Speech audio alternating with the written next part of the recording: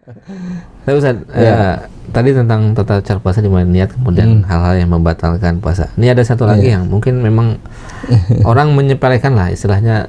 Kita bahas tentang sahur ya Ustaz. Sahur. Tentang sahur ya. Mungkin kebanyakan orang kalau hari-hari pertama memang semangat ya, karena mungkin lauknya masih enak ya. Jadi semangat buat sahur. Nah, biasanya realitanya di hari ke sekian sudah malas sahur, malah udah mikirnya lebaran ya. Sebenarnya kalau meninggalkan sahur itu nggak apa-apa atau gimana Ustaz? Apa emang harus diurusan harus sahur gitu? Iya. Jadi kalau harus sih enggak, karena ini memang nggak wajib, tapi ini sangat dianjurkan, ditekankan ya. Artinya tidak boleh kita menyepelekan makan sahur. Ya, sebab ini diperintahkan di dalam di dalam ibadah di bulan Ramadan ini ya, khususnya untuk puasa. Jadi Rasulullah SAW menganjurkan untuk makan sahur. Nah, intinya begitu. Walaupun antum kuat gitu ya, kuat berpuasa tanpa sahur, bahkan nggak sahur juga kuat gitu ya, tapi bukan begitu caranya ya. Jadi tetap kita dianjurkan untuk makan sahur, sebab di dalam sahur itu ada keberkahan ya. Kadecah ini menunjukkan bahwa ini diperintahkan. Kalau ada suatu anjuran yang dia mendapat imbalan kebaikan ya, pahala ataupun kebaikan-kebaikan yang lainnya, maka ini berarti anjuran itu diperintahkan untuk dikerjakan. Misalkan dalam hadis dikatakan tasaharu fa inna fis sahur barokah. Itu kan masyhur ya. Jadi makan sahurlah kalian, karena di dalam makan sahur itu terdapat apa? Keberkahan. Berkah. Semua orang juga pengen berkah, nyari berkah, sampai ada istilah ngalem berkah gitu kan. Ini dalam sahur. Sahur. Iya, ada keberkahan. Jadi dan harus disadari oleh teman-teman sahabat LC supaya kita tetap semangat untuk sahur. Sampai-sampai dikatakan sahurlah kalian walau hanya dengan seteguk air gitu kan. Maksudnya apa? Kalau misalkan ternyata waktu mepet udah sebentar lagi adzan ya, bukan malah tanggung. Misalnya 5 menit lagi udah sahur, alarm, ini alarm bunyi tapi nggak kedengeran, tahu-tahu bunyi yang kesekian kali gitu ya. Tinggal ternyata sudah jam 4 lewat berapa? Kalau misalkan adzannya jam 4 seperempat katakan ya. Jam 4 lewat 10. Berarti kan 5 menit lagi ya. Aduh, tanggung, malah tidur lagi. Jangan, tadi tetap bangun kemudian sahur. Ya, kalau sempat sepiring ya sepiring. 5 menit cukup nggak sepiring 5 menit? Cukup lah. Malah nambah. Iya, kadang-kadang kalau tinggal 1 menit lagi tinggal cuma bisa meneguk air gitu, atau makan 1 biji kurma, karena di dalamnya ada keberkahan ini ya, walaupun bahkan diperintahkan walaupun hanya seteguk air. Kemudian keberkahan sahur ini diantaranya ya, para ulama mengatakan dengan sahur lebih kuat kita berpuasa, beribadah di bulan Ramadan di siang hari. Kalau nggak sahur ya pasti ya berbeda dengan orang yang sahur. Kalau nggak sahur mungkin jam 10 udah lemes ya, tapi kalau sahur mungkin masih kuat gitu ya. Maksudnya masih sehat gitu ya, masih segar karena masih ada simpanan energi. Dan macam-macam keberkahan sahur dan keberkahan di waktu sahur itu banyak sekali saya. Insya Allah kita bahas di lain kesempatan, atau insya Allah mudah-mudahan di target Ramadan ya. Target Ramadan salah. Oke, ini diantaranya seperti itu Kadeca. Tapi masalah memang berbicara masalah sahur ini banyak yang disepelekan, bahkan ini mungkin perlunya menuntut ilmu ya Ustaz, karena zaman dulu, zaman SD itu kalau nggak sahur itu sebuah prestasi ya Ustaz.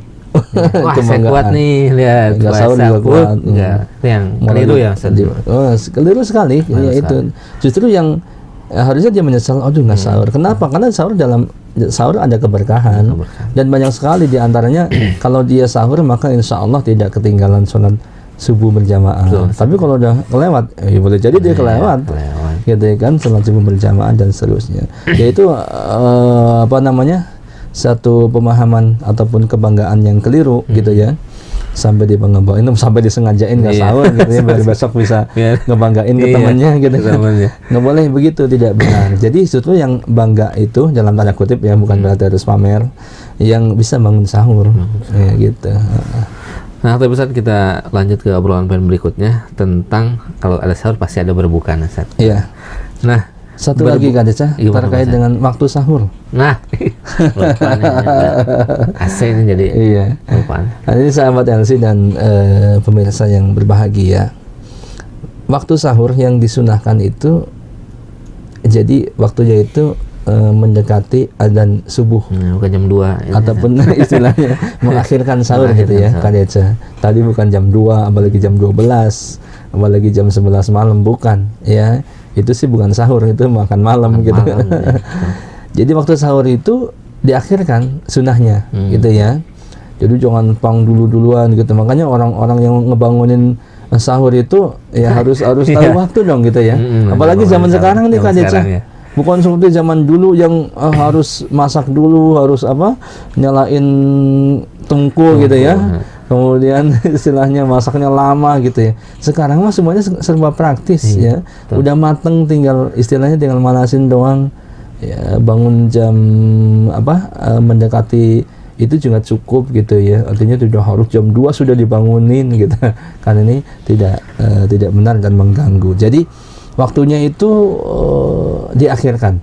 Ya, kalau dalam riwayat itu dikatakan jarak antara adzan dan sahur itu seperti lamanya membaca 50 ayat. 50 ayat Al-Qur'an ya. Kalau misalkan seayat berapa detik satu ayat ya yang standar gitu. Cepet makanya. Kalau katakanlah semenit, enggak ada semenit. Ya katakanlah semenit dapat 2. Berarti kan 25 nih, 25 ayat. 25 kali 1. Ya 25 menit ya. Paling lama gitu kan. Iya, itu kan satu ayat kan. Jadi 25 menitan itu atau 20 menit sebelum adzan itu mengakhirkan waktu sahur. Atau yang jelas sebelum adzan itu masih boleh makan dan minum. Tapi kalau sudah adzan ingat jangan sampai kebablasan gitu. Dan jangan memahami satu nas ataupun hadis yang mengatakan kalaupun adzan terdengar kemudian ada gelas di tangan minum. Iya, tapi gelas itu aja buat minum. Jangan terus masih adzan terus kemudian makan terus. Ya maksudnya enggak begitu ya. Jadi tetap harus berhenti, kecuali tadi kalau sedang makan kemudian ada sudah terlanjur makan kemudian belum minum ya minum. Tapi segelas aja udah. Jangan terus dihabisin yang ada di piring atau bahkan nambah sampai adzannya selesai. Nah, ini khawatir ya, atau bisa dipastikan takutnya itu termasuk tadi membatalkan puasa atau dia tidak termasuk berpuasa ya. Begitu Kak Deca, ini tadi sedikit tambahan ya, mengakhirkan waktu sahur.